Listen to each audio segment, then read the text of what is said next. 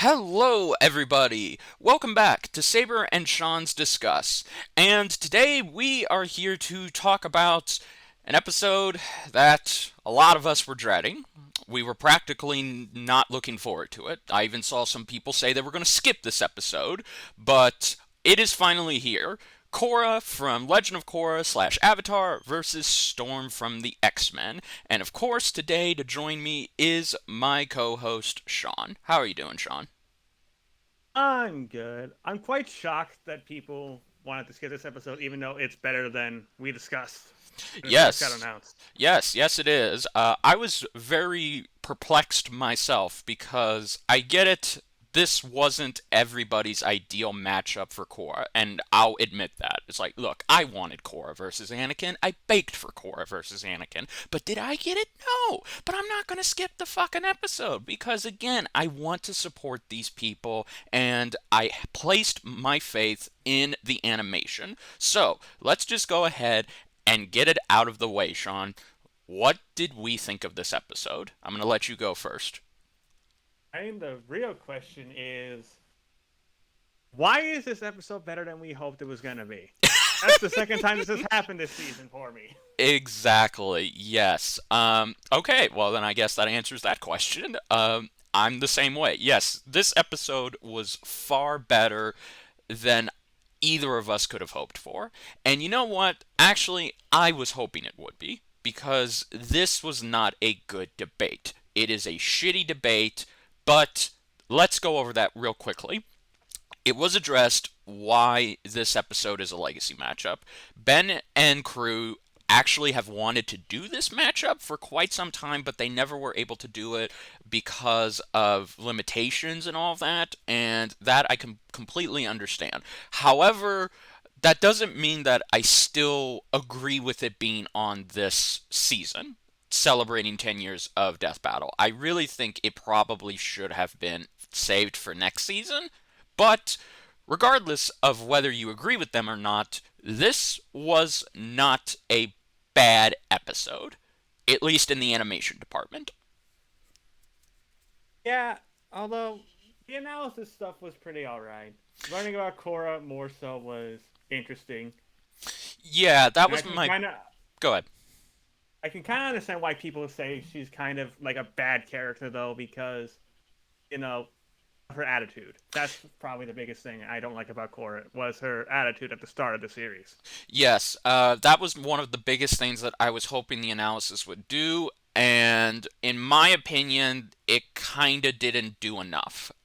It did portray Korra as a bit of a hothead. It really didn't go over everything she had learned from book to book, especially book 3 and 4. I have advocated that people just go in with low expectations for the first two books, but then expect good things for the last ones because Korra does grow as a character and she does become a completely different person, which is kind of I can't even say it, which is kind of symbolic of what we as humans go through when we enter that what I like to call high school stage, where we start off as cocky, hot-headed little shits, but then as we progress, we grow much wiser and mature.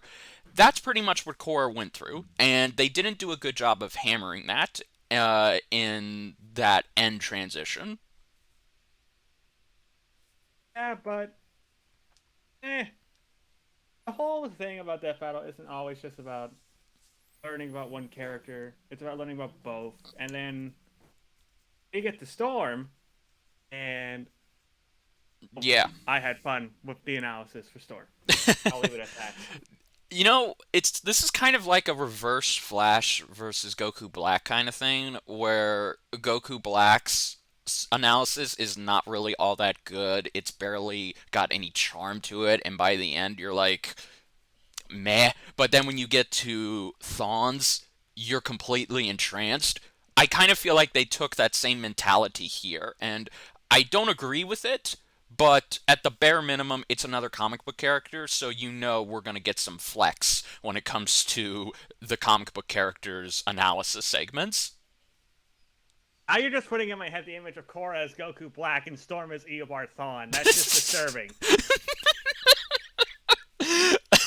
I did see a comment that actually made me think of it. Like, if you go and watch the official episode and you look at the comments, someone actually made that comparison. I didn't invent this comparison, so I'm giving credit to them. It was me, Logan. I'm the one who fought the Avatar. It's all good. But, yeah. So, the analysis was overall meh, and the post analysis, I don't think overkill is a proper word to describe it. Do you? I mean, considering that's the name of a development team, we could probably use a different word. I think it was kind of like beating a dead horse.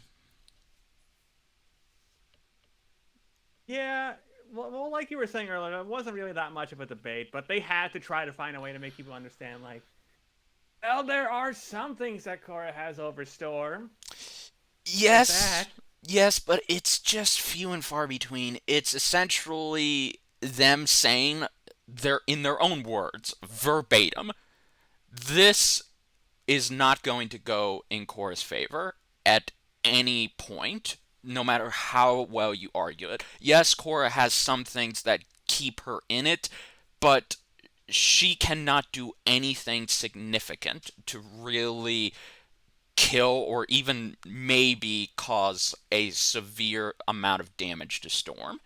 And I really feel like that's the biggest letdown. And in my opinion, I will not be watching this post analysis. I really think it is probably better that people either watch the beginning analysis for both combatants, or if they don't want to do that, they just skip the analysis altogether and they just watch the fight. Because the animation, which we're going to talk about right now, the animation was very, very good. It actually went over the 3 minute mark, and I can't believe it did that.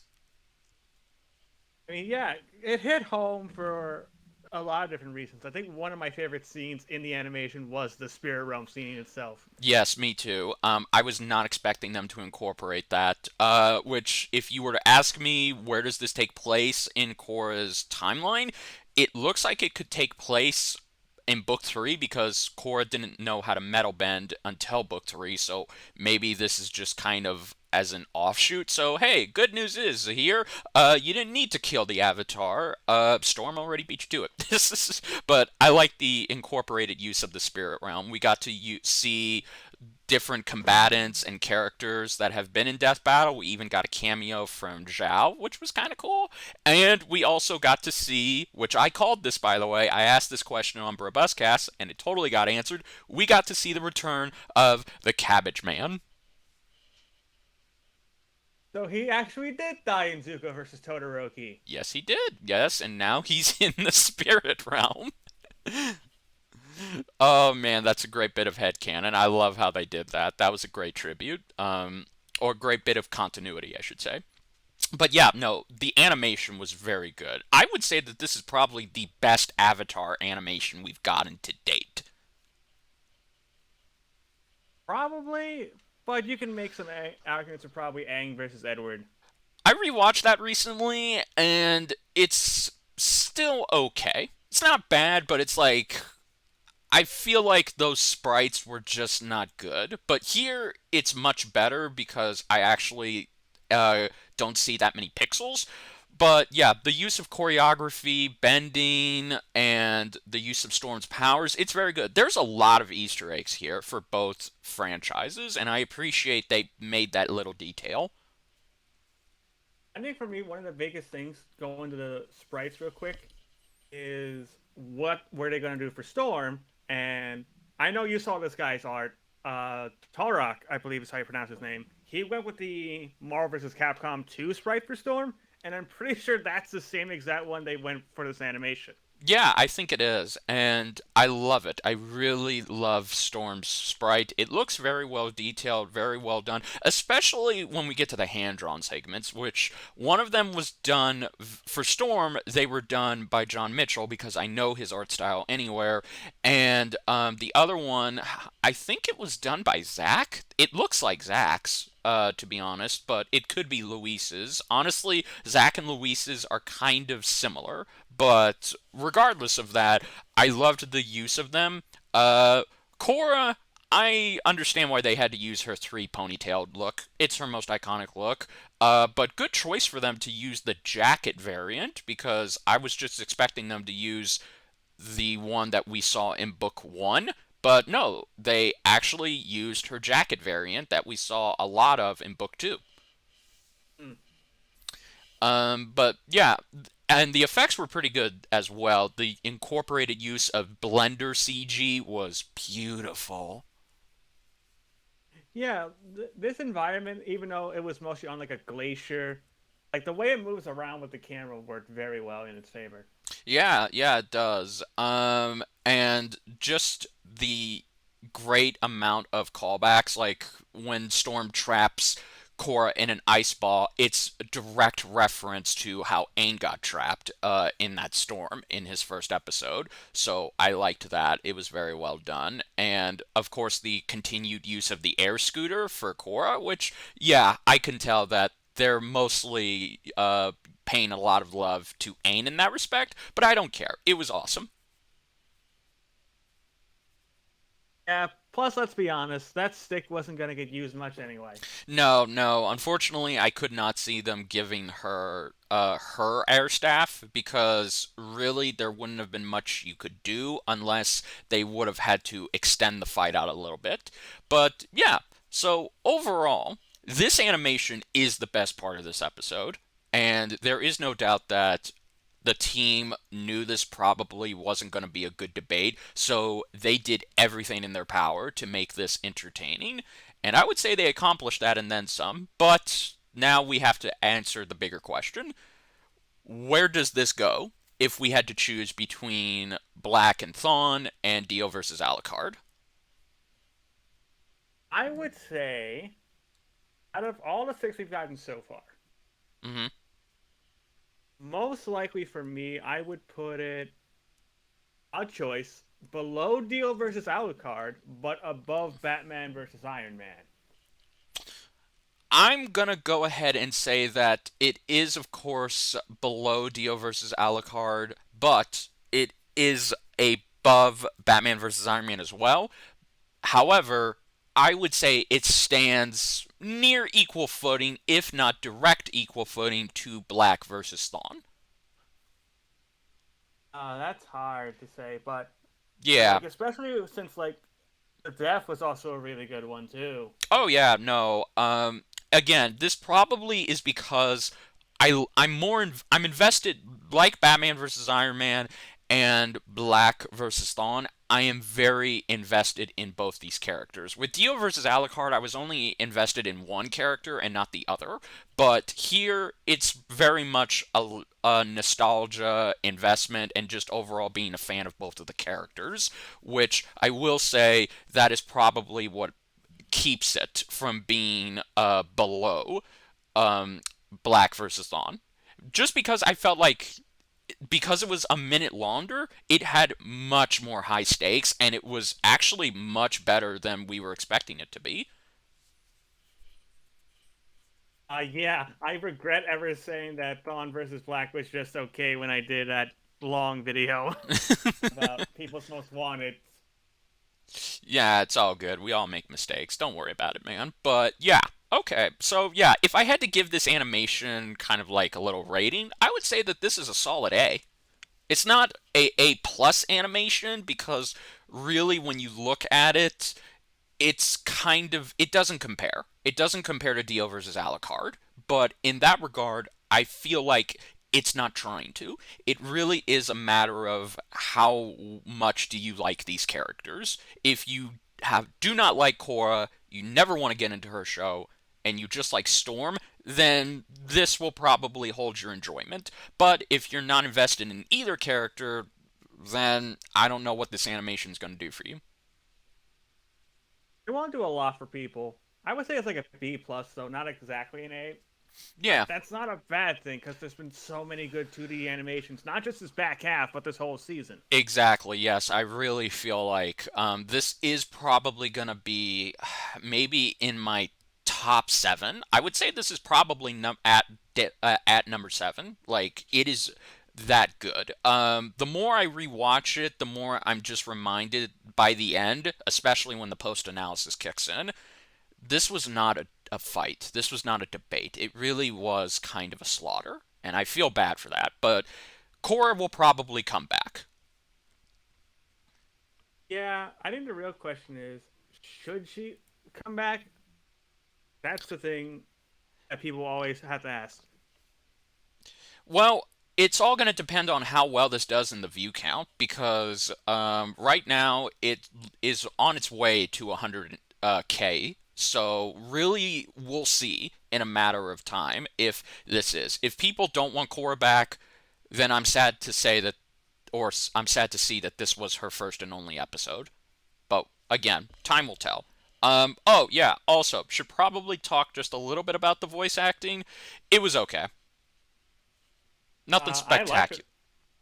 I like Korra's voice acting a lot, Me actually. too. Me too.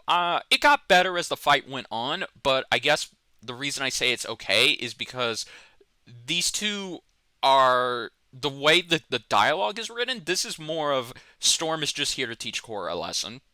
That's really the way I look at it. But really, I guess what holds it back for me is I really don't like that it's book one through two Korra.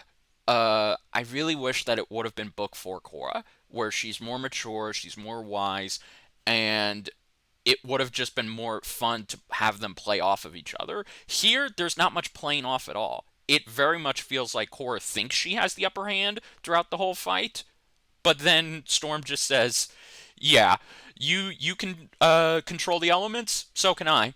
In fact, it's kind of my thing." Here's an army of lightning bolts from every second we fought. Oh man, that would have been so cool. But yeah, no. So yeah, overall, this episode, I would probably say, like Sean, it's a B plus, and that's really taking into account the whole package. Cause really, this isn't what people wanted.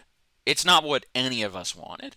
And I think we were just going in expecting the worst. But I knew the animation would not let me down. And really, when you get down to it, that's all you can really look forward to in this. The animation, the voice acting, and the soundtrack. All of them very well done, and really they elevate it. But even that can't stop and save this entire debate. And the debate's not there. But I just want to say this before we talk about the next time, I assume. Yes. People should not just focus on the debate aspect alone for an episode. F battles more than just its debates. If you're just so worried about the debate, then is it really okay for you to just watch the show? This is true. This is very true. And I really don't agree with people skipping this episode. Like, it's not fair. I get it. I really do, but you should not skip this episode. You really should give it a damn chance because, at the bare minimum, it did something that we weren't expecting. It took a boring debate and it actually made it entertaining, and that's really what I and a lot of people come to Death Battle for, the entertainment aspect of it. But who the hell Yeah. are we kidding? Let's talk about that next time. All I can say is, oh my fucking god, it's finally happening. I have waited so goddamn long for this. You can tell he's very excited for this. I, your fans can't see this right now, but I am literally dressed up as one of the characters in the next time. That's awesome. I love Hang that. on. You can announce what the next time is, so I'll just private message you this one. This Okay. image I sent. Okay. Yes. Naruto is coming back for another death battle, but so is Bleach, and it's round two.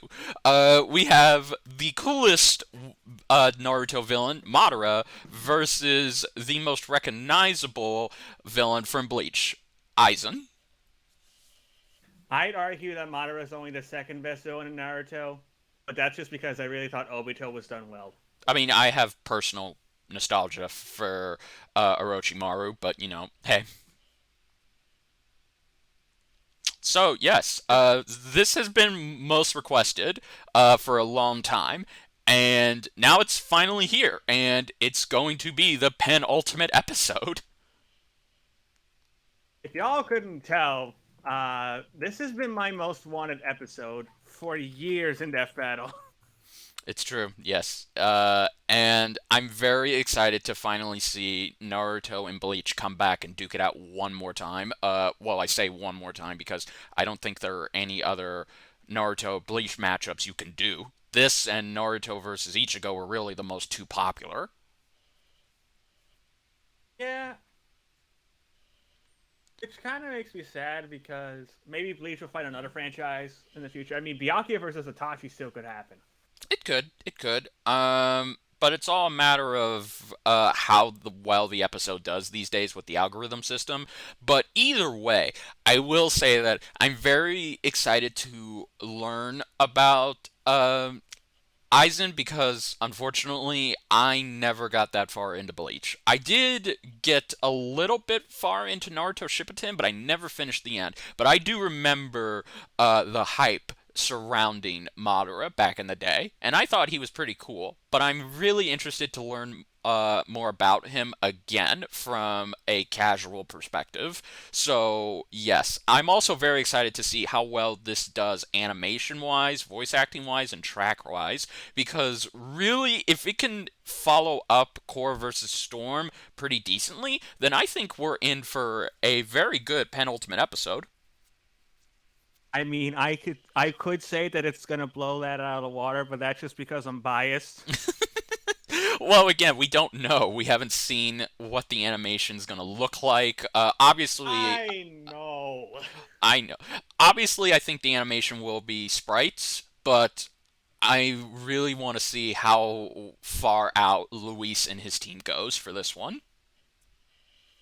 I mean, I've already been told who's directing and writing this episode, so Yes. it's already promising. Yeah, yeah, it is. I'm looking forward to it. I'm looking forward to see Sean's excitement for it, and I hope that this lives up to his expectations. But I also hope that this will be another great 2D sprite fight. But really, given on how this back half has been killing it, that's probably more or less going to be somewhat guaranteed. But we'll see. We'll see. Yeah. We'll be talking about these more on each of our respective podcasts that we're on. Last Discuss Death Battle for me, and Robust Cast Death Battle Edition for Richard. Yes, and of course, if this episode gets over 100 views, then we'll do another episode on this, because that's really what's determining if y'all want me to keep these going, because reviews, unfortunately, are more time consuming, and with me being so busy these days, it's just easier for me to crank these out. So, yes, we shall see, but I'm very excited to see what the penultimate has in store. And right now, we are also one step closer to what the season finale will be. We'll see if that can live up to the massive hype, but we'll see you guys back in 2 weeks to see what the end result was. So until then, this is Saber King signing off. I'll see you guys later. This is Sean dressed up as Eisen, and that's all I can say.